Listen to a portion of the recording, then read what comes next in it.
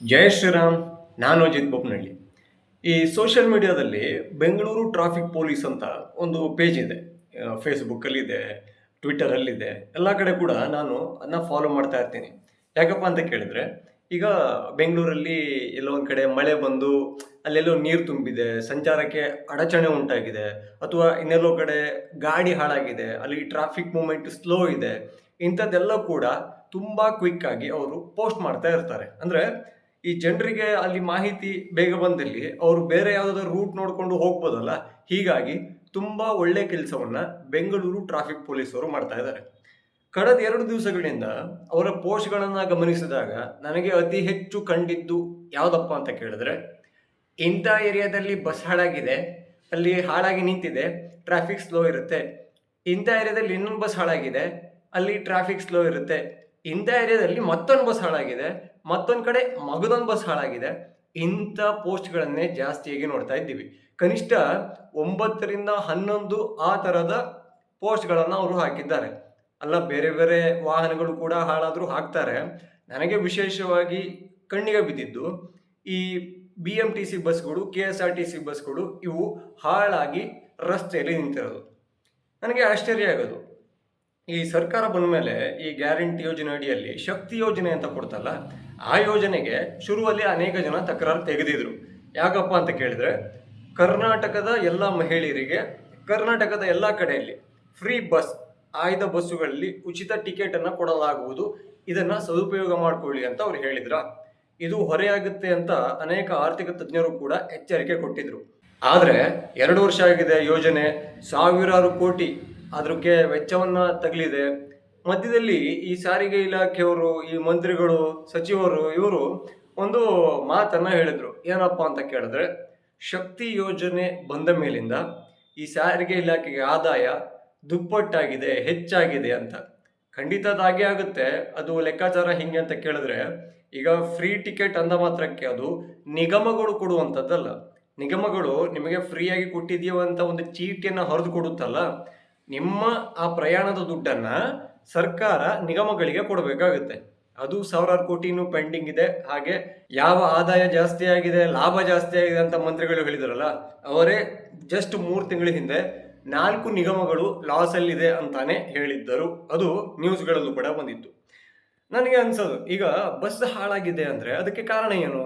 ಅದನ್ನ ಸರಿಯಾಗಿ ನಿರ್ವಹಣೆ ಮಾಡಕ್ ಆಗ್ತಾ ಇಲ್ಲ. ಅಂದ್ರೆ ಈ ರಿಪೇರಿ ಅಂತ ಒಂದಿರುತ್ತಲ್ಲ, ಈ KSRTC ಗ್ಯಾರೇಜ್ ಒಳಗಡೆ ರಿಪೇರಿ ಅಂತಕ್ಕಂಥದ್ದೊಂದು ಪ್ರಕ್ರಿಯೆ ಆಗ್ಬೇಕಲ್ಲ, ಅದು ಕಾಲ ಕಾಲಕ್ಕೆ ನಡೀದೇ ಇದ್ರೆ ಅಷ್ಟೊಂದು ನೂರಾರು ಜನರನ್ನ ತುಂಬಿಕೊಂಡು ಬರೋ ಬಸ್ಸು ರೋಡ್ ಮೇಲೆ ನಿಲ್ಲುತ್ತೆ. ಇನ್ನೆಲ್ಲಿ ನಿಲ್ಲುತ್ತೆ?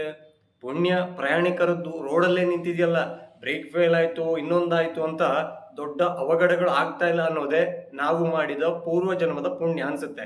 ಹಾಗಂತ ಬಸ್ಸುಗಳು ಹಾಳಾಗುವುದೇ ಇಲ್ಲ ಅಂತ ನಾನು ಹೇಳ್ತಾ ಇಲ್ಲ. ಆದ್ರೆ ಅದನ್ನ ಕಾಲ ಕಾಲಕ್ಕೆ ರಿಪೇರಿ ಮಾಡದೇ ಇದ್ರೆ ಖಂಡಿತ ಹಾಳಾಗುತ್ತೆ. ಹಾಗೆ ನಾವು ಸೂಚಿಸಿದ ಜಾಗಕ್ಕೆ ಹೋಗಿ ಅದು ತಲುಪೋದಿಲ್ಲ. ಅಂದ್ರೆ ಡ್ರೈವರ್ಗೆ ಒಂದು ಡೆಸ್ಟಿನೇಷನ್ ಅಂತ ಇರುತ್ತೆ. ಈ ಸ್ಟೇಷನ್ ಬಿಟ್ಟು ಆ ಸ್ಟೇಷನ್ಗೆ ಹೋಗ್ಬೇಕು ಅಂದ್ರೆ ಮಧ್ಯದಲ್ಲಿ ಎಲ್ಲಿ ಬೇಕಾದ್ರೂ ಕೈ ಕೊಡ್ಬೋದು. ಸರ್ಕಾರಕ್ಕೆ ಒಂದು ಮನವಿಯನ್ನ ಮಾಡ್ಕೊಡೋದು ಏನಪ್ಪಾ ಅಂತ ಕೇಳಿದ್ರೆ, ಈಗ ಬಸ್ಸಿನ ರಿಪೇರಿಯನ್ನ ನಿಮಗೆ ಟೈಮ್ ಟು ಟೈಮ್ ಮಾಡಕ್ಕೆ ಆಗದೆ ಇರಬಹುದು, ನಿಮ್ಮ ಬೊಕ್ಕಸದಲ್ಲಿ ದುಡ್ಡು ಇಲ್ಲದೆ ಇರಬಹುದು. ಆದ್ರೆ ದಯವಿಟ್ಟು ಎಲ್ಲ ಬಸ್ಗಳ ಬ್ರೇಕ್ ಅಂತೂ ರೆಗ್ಯುಲರ್ ಚೆಕಪ್ ಮಾಡಿ, ಬ್ರೇಕ್ ಅನ್ನ ತಾಗೋ ತರ ಮಾಡಿ. ಡ್ರೈವರ್ಗಳೆಲ್ಲ ತುಂಬಾ ಚೆನ್ನಾಗೇ ಇದ್ದಾರೆ KSRTCಲಿ, BMTCಲಿ, ಅದ್ರ ಬಗ್ಗೆ ಡೌಟೇ ಇಲ್ಲ. ಆದ್ರೆ ಬಸ್ಗಳನ್ನೇ, ವಯಸ್ಸಾಗಿರೋ ಬಸ್ಗಳನ್ನೇ ಅವ್ರಿಗೆ ಕೊಟ್ಟು ಓಡಿಸಿ ಅಂದ್ರೆ ಹೇಗೆ ಆಗಕ್ಕೆ ಸಾಧ್ಯ? ಹಾಗೆ ಲಿಮಿಟೆಡ್ ಜನರನ್ನ ಹಾಕೋ ಕೂಡ ಆಪ್ಷನ್ ಇಲ್ಲ. ಹಾಗಾಗಿ ರಿಪೇರಿ ಮಾಡದೇ ಇದ್ರು, ಆಯಿಲ್ ಚೇಂಜ್ ಮಾಡದೇ ಇದ್ರು, ಟೈರ್ ಚೇಂಜ್ ಮಾಡದೇ ಇದ್ರು, ಆ ಬ್ರೇಕ್ ಅನ್ನ ಮಾತ್ರ ಹೇಳಿದಂತೆ ನಿಲ್ಲ ಕಡೆ ಒಂದು ಮಾಡಿಸಿ, ದೊಡ್ಡ ದೊಡ್ಡ ಅಪಾಯಗಳಿಗೆ ಈ ಬ್ರೇಕ್ ಹಾಕಿ. ನೀವು ಏನಂತೀರಾ? ಹಾಗೆ ಈ ಹೊರೆ ಹೆಚ್ಚಾದಾಗ ಸಿದ್ದರಾಮಯ್ಯ ಅವ್ರ ಸರ್ಕಾರ ಏನ್ ಮಾಡ್ತು? 15% ಟಿಕೆಟ್ ಮೇಲಿನ ದರವನ್ನ ಹೆಚ್ಚಿಗೆ ಮಾಡ್ತು. ಮಹಿಳೆಯರಿಗೆ ಬಿಡಿ, ಅವರಿಗೆ ಫ್ರೀ. ಅವರ ಜೊತೆಗೆ ಅವ್ರ ಗಂಡನೋ, ಅವ್ರ ಅಣ್ಣನೋ, ಅವ್ರ ಅಪ್ಪನೋ ಬರ್ತಾರಲ್ಲ, ಅವರು ಆಗ ಹಾಲಿ ಇದ್ದ ಟಿಕೆಟ್ ದರಕ್ಕೆ 15% ಎಕ್ಸ್ಟ್ರಾ ಕೊಟ್ಟು ಪ್ರಯಾಣ ಮಾಡುವಂತ ಸ್ಥಿತಿ ಉಂಟಾಯ್ತು. ಅಂದ್ರೆ ಮನೆ ಹೆಂಗಸರಿಗೆ ಫ್ರೀ ಕೊಡ್ತೀವಿ, ಗಂಡಸರ ಸ್ವಲ್ಪ ಪೀಕ್ತೀವಿ ಅನ್ನೋ ತರದಲ್ಲಿ ಲೆಕ್ಕಾಚಾರ ಆಯ್ತು. ಅಷ್ಟೊಂದು ಲಾಭದಲ್ಲಿರೋ ಈ ಸಾರಿಗೆ ಸಂಸ್ಥೆ ಯಾಕೆ ಬಸ್ಗಳನ್ನ ರಿಪೇರಿ ಮಾಡಿಸ್ತಾ ಇಲ್ಲ? ಪದೇ ಪದೇ ಪದೇ ಪದೇ ಬಸ್ಗಳು ರಸ್ತೆಯಲ್ಲಿ ನಿಲ್ತಾ ಇರೋದು ಯಾಕೆ? ಇದಕ್ಕೆ ಯಾರು ಉತ್ತರ ಕೊಡ್ತಾರೆ? ಅಲ್ಲ, ಬೆಂಗಳೂರು ಟ್ರಾಫಿಕ್ ಪೊಲೀಸ್ ಅವರ ಪೇಜಿನಲ್ಲಿ ಬಂದಿದ್ದು ಇಷ್ಟೇ. ಅದು ಬೆಂಗಳೂರಿನ ವ್ಯಾಪ್ತಿಯಲ್ಲಿ ಆಗಿರೋ ಈ ಬಸ್ಸುಗಳು ಹಾಳಾಗಿ ನಿಂತಿರೋದಷ್ಟೇ. ಇನ್ನು ಓವರ್ ಆಲ್ ಕರ್ನಾಟಕದಲ್ಲಿ ದಿನಕ್ಕೆ ಎಷ್ಟೊಂದು ಕೇಸುಗಳು ಆಗ್ತಾ ಇರಬೇಡ. ಅದರಲ್ಲೂ ಸುಮಾರು ಸಮಸ್ಯೆಗಳಿದೆ. ತುಂಬ ವೇತನ ಸಮಸ್ಯೆ ಇದೆ. ಹಾಗೆ ಇವರು ನೆರವನ್ನ ನೀಡಬೇಕಲ್ಲ ನಿಗಮಗಳಿಗೆ.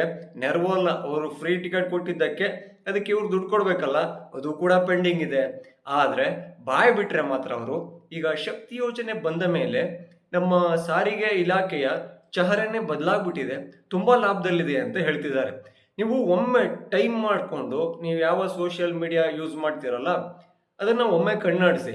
ಬೆಂಗಳೂರು ಟ್ರಾಫಿಕ್ ಪೊಲೀಸ್ ಅವರ ಪೇಜನ್ನು ಜಾಲಾಡಿದ್ರೆ ಬರೇ ಬಸ್ಗಳು ಹಾಳಾಗಿ ನಿಂತಿರೋದೇ ಪೋಸ್ಟ್ಗಳು 2-3 ದಿನದಲ್ಲಿ ಎಷ್ಟೊಂದು ಸಿಗ್ತವೆ ನೋಡಿ. ಇದಕ್ಕೆ ಉತ್ತರವನ್ನ ಯಾರು ಕೊಡಬೇಕು? ತುಂಬಾ ವಾದ ಬರುತ್ತೆ. ಅದರಲ್ಲಿ ಇಲೆಕ್ಟ್ರಿಕ್ ಬಸ್ಗಳು ಇದೆ, ಅದು ಸಾರಿಗೆ ಇಲಾಖೆಗೆ ಬರಲ್ಲ, ಅದು ಬೇರೆ ಏನು ಅಂತ. ಯಾವುದೇ ಬಂದರೂ ಕೂಡ ಅದು ಕರ್ನಾಟಕ ಸರ್ಕಾರದ ಅಡಿಯಲ್ಲೇ ಬರುತ್ತೆ. ಅದರಲ್ಲಿ ಕೂಡ ಶಕ್ತಿ ಯೋಜನೆ ಲಾಗೂ ಆಗುತ್ತೆ.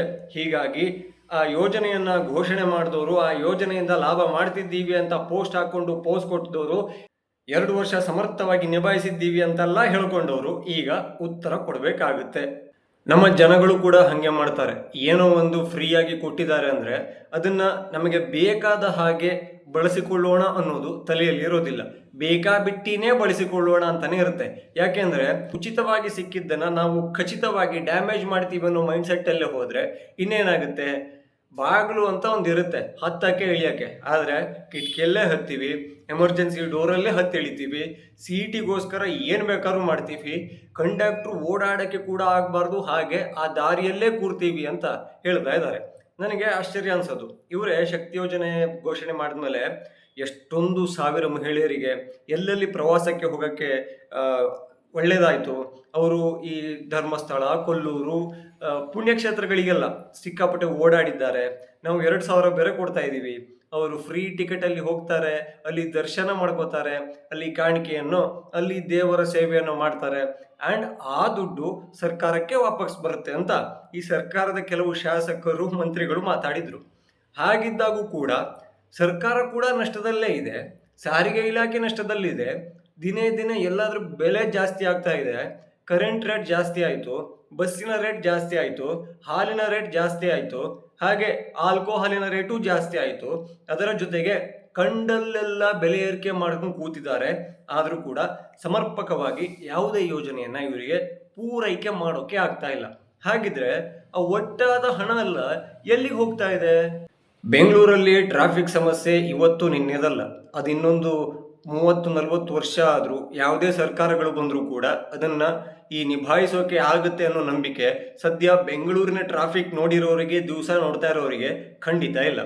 ಆದರೆ ಇಂತಹ ದೊಡ್ಡ ದೊಡ್ಡ ಬಸ್ಗಳೇ ರಸ್ತೆ ಮಧ್ಯೆ ನಿಂತು ಬಿಟ್ರೆ ಆಲ್ರೆಡಿ ಅರ್ಧ ಗಂಟೆ ಬೇಕಾಗಿರೋ ದಾರಿಗೆ 1-1/4 ಗಂಟೆ ಬೇಕು. ಇನ್ನೂ ಸ್ಲೋ ಆಗ್ಬಿಡ್ತು ಅಂದರೆ ಈ ಒಂದು ಕೆಲಸ ಮಾಡ್ಬಿಡಿ, ಫುಟ್ಪಾತ್ ಪಕ್ಕದಲ್ಲಿ ಒಂದಿಷ್ಟು ಜಾಗ ಮಾಡಿ ಒಂದಿಷ್ಟು ಟೆಂಟ್ಗಳನ್ನು ಹಾಕ್ಬಿಡಿ. ಅಂದರೆ ಇನ್ನೊಂದು 2 ದಿವಸ ಆಗುತ್ತೆ ನಿಮ್ಮ ಡೆಸ್ಟಿನೇಷನ್ಗೆ ಹೋಗೋಕ್ಕೆ, ನೀವು ಇಲ್ಲೊಂದು ಟಿಕೆಟನ್ನು ತಗೊಂಡು ಈ ಟೆಂಟಲ್ಲೇ ಇರ್ಬೋದು. ಈ ಶಕ್ತಿ ಯೋಜನೆ ಥರ ಈ ಟೆಂಟ್ ಯೋಜನೆ ಅಂತ ಏನಾದರೂ ಮಾಡಿದ್ರೆ ಸರ್ಕಾರಕ್ಕೆ ಇನ್ನಷ್ಟು ಆದಾಯ ಬರ್ಬೋದು. ಹಾಗೆ ಟ್ರಾಫಿಕಲ್ಲಿ ನಿಂತ್ಕೊಂಡು ಅರ್ಧ ಜೀವನ ಕಳೆದು ಕೂಡ ತಪ್ಪಬಹುದು. ಈ ಬಗ್ಗೆ ಸರ್ಕಾರವೇ ಆಲೋಚನೆ ಮಾಡಬೇಕಿದೆ. ಜೈ ಶ್ರೀರಾಮ್.